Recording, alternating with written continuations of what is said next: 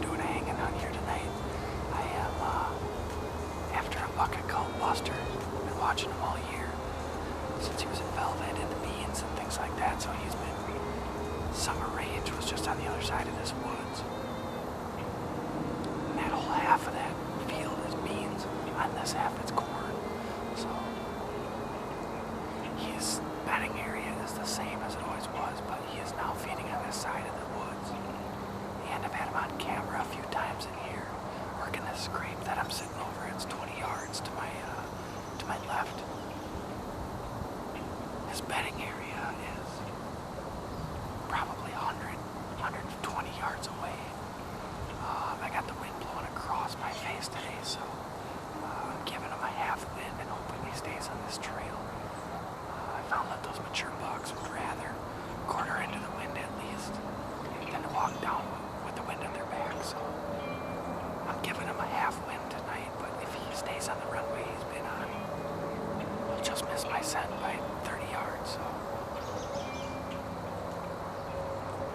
with any luck I'll get her done. I never sat this spot. I'm only about 80 yards from my favorite stand, but it's really wet down in the bottom, so this deer are using this high side of this cornfield. But I'm gonna settle down. I got 2.5 hours till sunset. Now we'll see what happens. So wish me luck.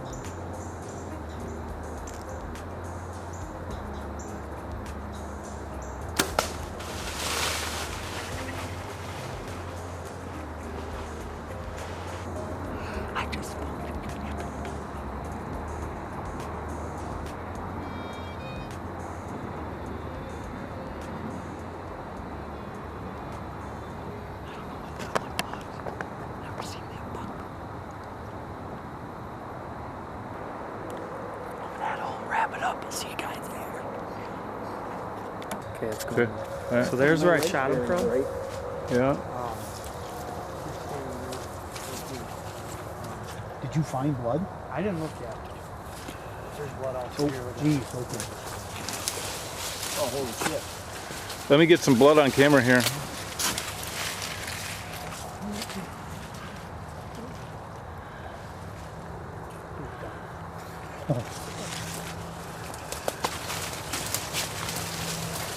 Oh, crap, is it muddy? Is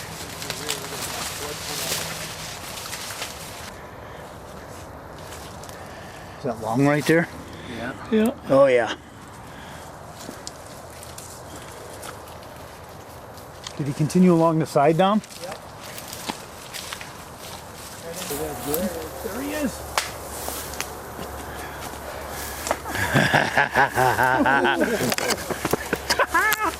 Go get him.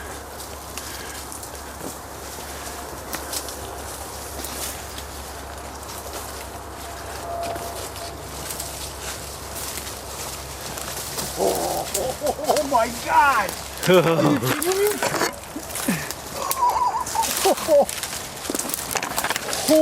Holy shit.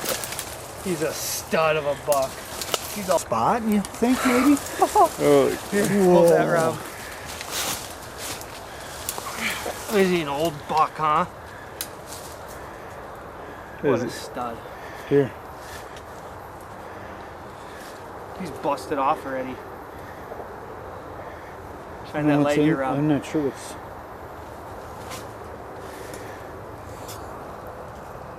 Shine that light on here, Rob. That doesn't work. I think the shadow's for me. Oh, is he an old buck? What a beauty. Wow.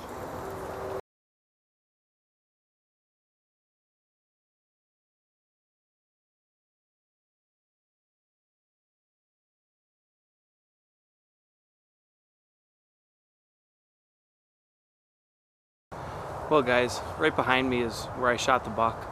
I'm standing where I hit him.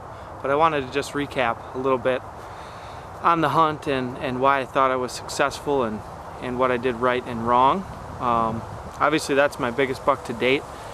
He ended up grossing around 168, broken up, missing about 12 to 15 inches of tine. So never did I dream to get a buck that big this early in my career, but persistence kind of is the name of the game with whitetails. It's a massive chess match. So basically I hunted this stand, or location I should say, 4 to 5 times prior to shooting him, and I only came in here on certain weather patterns. Kind of was strategic about the whole placement of the stand. So I kind of wanted to share why I sat here, set a camera up. I have a camera directly over my shoulder. There's a scrape.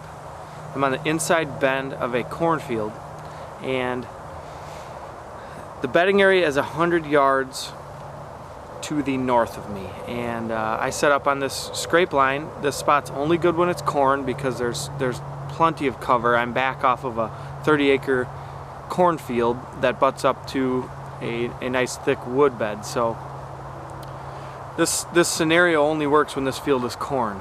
The deer feel very secure along this edge. It's kind of a little tunnel with scrapes lining the whole edge of the field. So this year being corn, I decided set up a couple cameras on the scrape line, and I was actually watching a buck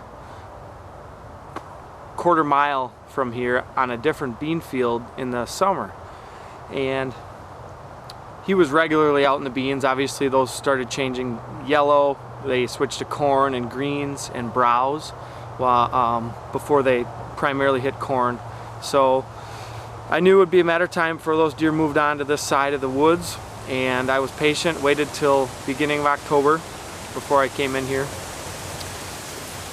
What really changed my game plan was we had about 10 inches of rain in the last couple weeks prior to my hunt, so everything was flooded. Normal corridors were underwater.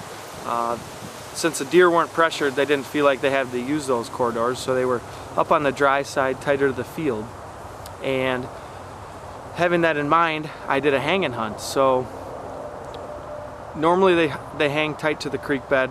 On this scenario, they were hanging tight to the field edge.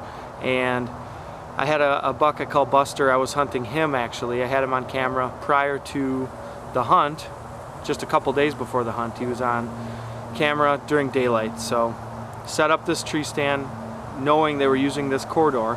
Actually my stand is right there, that tree. I was sitting in, I shot the buck right here. I said, this is where the deer's gonna walk. Where can I hang a tree? And hang a stand in a tree. That being the only realistic option. Very small tree, not ideal. I felt very silhouetted. But I had thick cover. The deer could not see me until he was in my shooting lane, and I knew I had to be drawn back at the time that he stepped out to the shooting lane, which I was. I actually had, you'll see in the video, or you did see in the video, that there was a 2-year-old buck that came up here prior to the buck I shot, and he kind of busted me. The wind swirled and he caught scent of it, backtracked, cut in the woods, worked his way through. Nonetheless, he didn't spook, but he did see me silhouetted in the tree. He kind of stopped and looked at me, and he got over it after a few minutes. But the key to that hunt was, if that little buck would have blown at me or winded me or ran out of here, that mature buck would have never come 20 minutes after him. And it goes to show you, you have to be mobile. I hunted my favorite stand 80 yards down in the creek bed, and I knew I had to change it up with the amount of water that was standing. So I did, grabbed my climbing stand, came back in here, picked a tree according to where the new movement was, and luck had it, I was successful. So if that's anything I took away from this hunt, it was, don't get stuck sitting in the same tree just because it's easy, it's less work, it's convenient, less noisy. I knew what I had to do. I had to get out of there, move up here, and increase my odds of seeing a shooter buck in daylight, and it paid off for me. So if there's anything I could relay that I learned to you guys from this hunt, was be mobile, don't be lazy, because I've gotten into the same habits. It's easy just to run to that stand, jump in there, I don't have time, I got to get there before work, after work. I waited till day after the rain moved through, wind died down. I knew those bucks would be checking scrapes, and sure enough, hour and a half into my sit, a mature buck walked out, and I got a perfect shot on him. So I'll take a little walk here and show you guys what happened. Like I said, I shot him behind me. I ended up shooting him right here by this cornfield. You can actually see his tracks where he went in the corn here.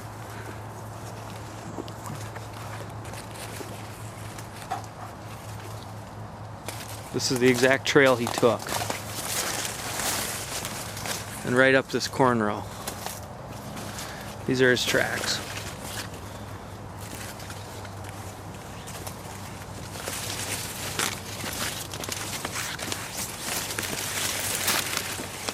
So essentially, he made it about 75 yards. I wish the footage on the recovery was a little better. I had my father recording for me just because we were short on time, but it is what it is. That's the tree. I was sitting right in the crotch up there. And this is the trail that we're using. Here's the scrape that I have my camera set up on. So that's the scenario. Little thicket, little opening, one tree there that I was able to jump up in. So awesome inside bend of a cornfield. Shot my biggest buck October, beginning of October. So good luck everyone still hunting. Hope you enjoyed the video. I'm gonna jump in the stand with a few of my friends, do some filming for them, just so I can stay out in the woods and enjoy the rest of the fall. So if you enjoyed the video, hopefully I can bring some more to my new YouTube channel. So subscribe if you want to keep update, and give me some feedback. Let me know what you like, didn't like. This is my first self-filmed hunt this season, so learning a lot as I go, but having a lot of fun doing it. So good luck everyone, shoot straight.